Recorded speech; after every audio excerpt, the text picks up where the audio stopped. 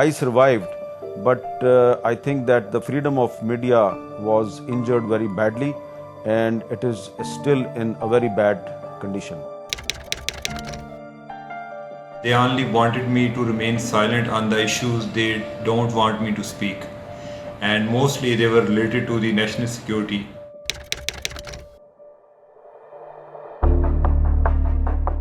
That's the story of two of the many Pakistani journalists who were attacked in recent years for exercising their right to freedom of expression on sensitive issues. Freedom of expression is an essential component of a democratic society.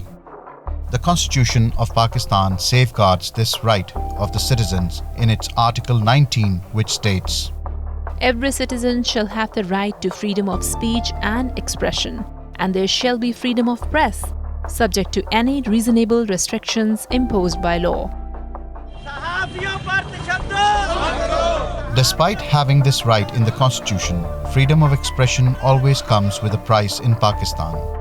I think there are greater pressures. There is a finite space for what we can say and what we cannot say. I think media has found itself struggling to say what it really wants to say.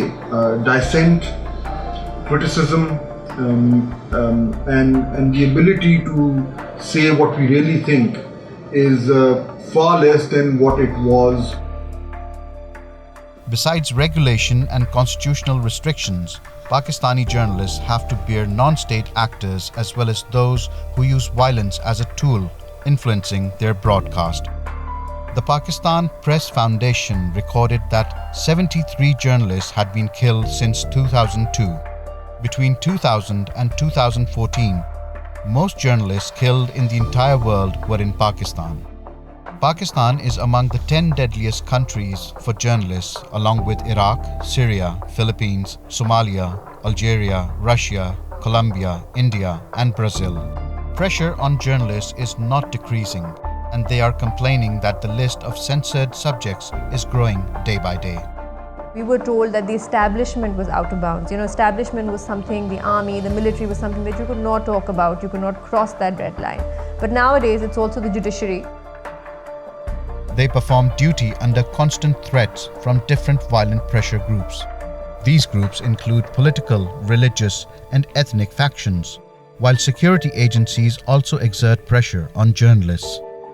Freedom House rated Pakistani media as partly free in its Freedom of the Press Report 2018 with a score of 43.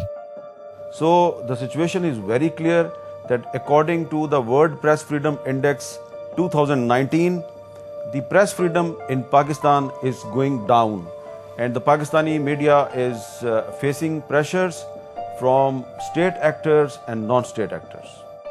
Pakistani journalists work under constant threat of abduction, torture, and murder when they cover sensitive issues.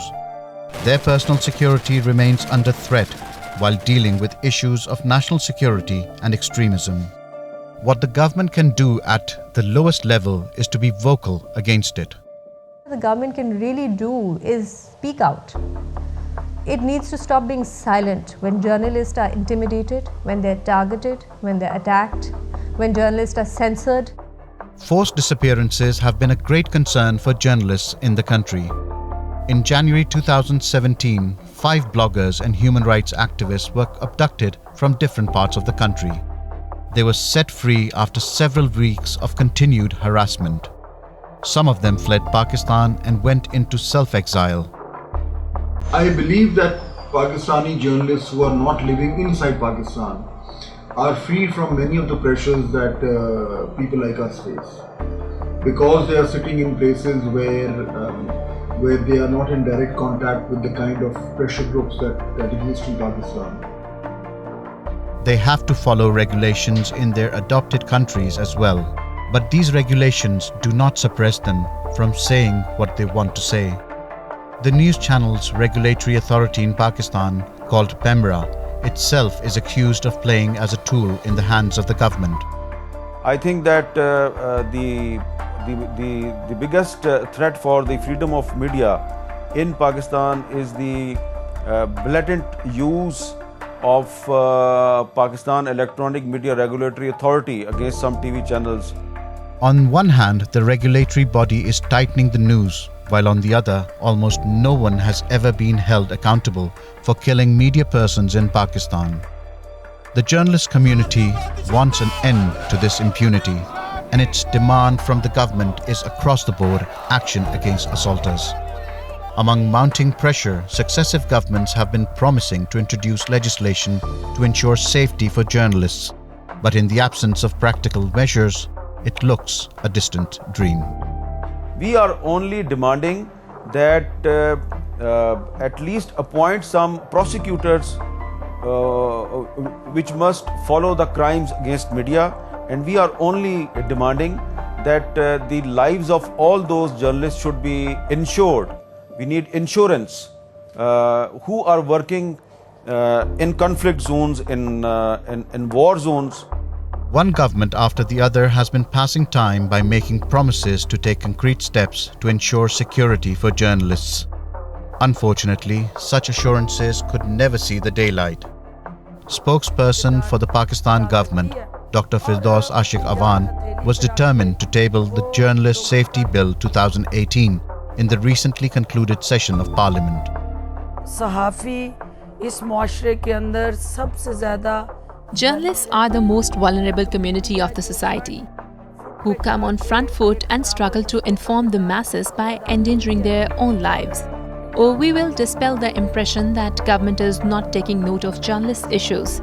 We are trying to table it in the ongoing session. Session के दौरान इसको table कर लिया जाए. Yet another session of Parliament ended, but the government's consultations on the legal act could not be completed.